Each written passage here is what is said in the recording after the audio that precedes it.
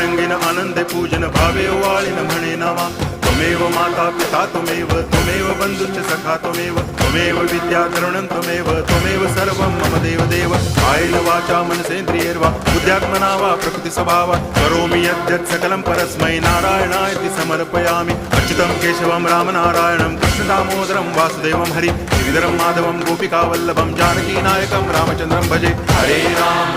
Ram